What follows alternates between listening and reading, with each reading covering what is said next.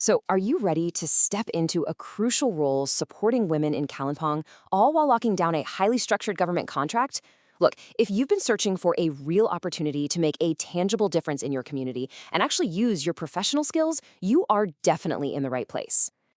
Welcome to The Explainer. Today, we're unpacking a really exciting opportunity, the Kalimpong One-Stop Center caseworker position.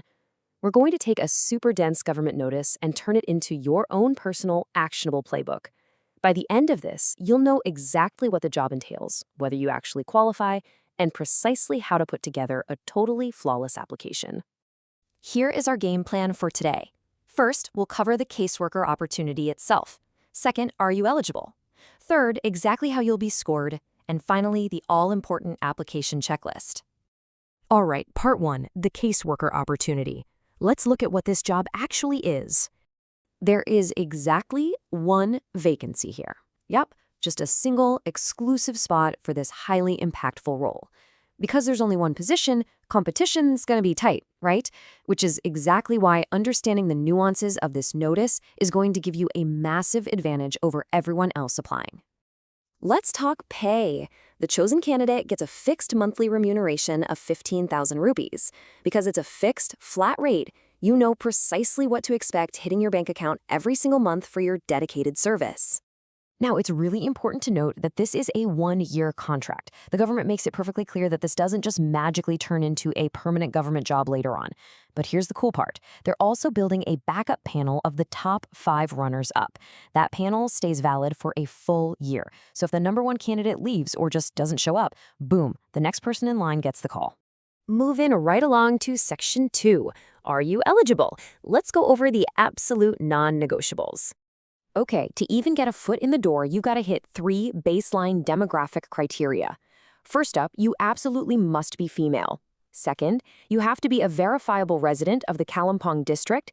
And third, there is a strict age limit. You can be a maximum of 35 years old. And quick heads up on that date, your age is calculated as of July 28th, 2026, since that is the official date of the advertisement.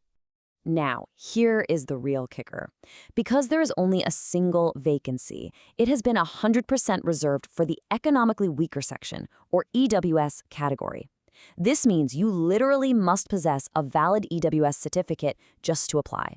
If you don't fall into this reserved category, they unfortunately won't even look at your application for this specific cycle. Professionally speaking, the bar is set just as specifically. You're going to need a college graduation degree, though any discipline is totally fine.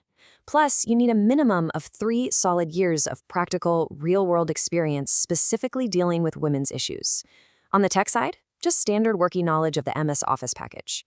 And finally, communication is absolutely key for a caseworker, so you need to be able to speak, read, and write fluently in both English and Nepali.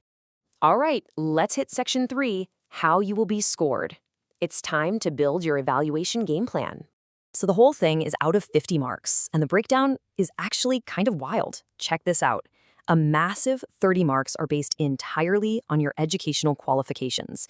From there, 15 marks come from a practical computer test, to prove those MS Office skills, and a surprisingly tiny 5 marks are allocated for the viva voce, or the oral interview.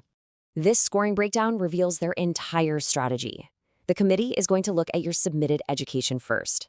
Based entirely on that initial 30-point metric, they will narrow the field and only invite the top 20 candidates to the computer test and the interview. So your paperwork literally has to shine because it is your only ticket into that top 20. Which brings us to Section 4, the application checklist. Let's make sure you get the submission playbook perfectly right. First things first, you can't just submit a generic resume. No way. You have to download the specific, prescribed application format straight from the official kalimpong.gov.in website. On page 1, you'll fill in your details in block letters. Make sure it's super neat and legible. Then, in the top right corner, paste a recent passport-size photograph, and this is crucial. It must be self-attested, meaning you physically sign your name right across the photo itself. Flipping over to page 2, this is where you'll meticulously list out your entire academic history, starting from your board exams all the way through your graduation. Right under that, you'll drop in your work experience, making absolutely sure it clearly shows at least 3 years working with women's issues. After all that, just sign the declaration at the bottom swearing that all the info you provided is true. Okay, form filled? Great. Now you need to assemble a packet of documents, and they specifically list 10 items. Your application form, 2 extra passport photos, proof of age like a PAN or voter ID, residential proof, all your school mark sheets and certificates, your experience certificate, that EWS certificate, your computer certificate, and your mobile number and email ID. Every single photocopy has to be self-attested by you. Oh, and do not forget this part. You have to include 2 self-addressed envelopes with the requisite postage stamps already attached. This is vital. If you skip this, they literally can't mail your admit card back to you for the tests. We're in the home stretch now. Grab that completed application format and your massive stack of all 10 self-attested documents. You can then deliver this whole packet either by hand or through the mail. The delivery destination is the District Social Welfare Office, which is located at Old Hotel Chimal on Ringingpong Road, right near the Paramount School in Kalimpong. Listen to me very carefully on this one. The timeline is everything. The receiving window closes permanently on Tuesday, August 25th, 2026 at precisely 4 p.m. The selection committee clearly states that any application received after this time will be entirely rejected.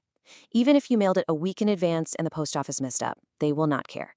Honestly, if you're cutting it close at all, hand delivery during working hours is definitely your safest bet. Well, there you have it. You now hold the complete blueprint to navigate this government recruitment process. You know exactly what they want, how they're keeping score, and the precise stack of paperwork you need to submit. Government bureaucracy can often feel like an overwhelming barrier to actually helping people, but with this knowledge, that barrier is totally gone. So, the only question left to ask is, are you ready to jump through the hoops and make a real difference for the women of Kalimpong?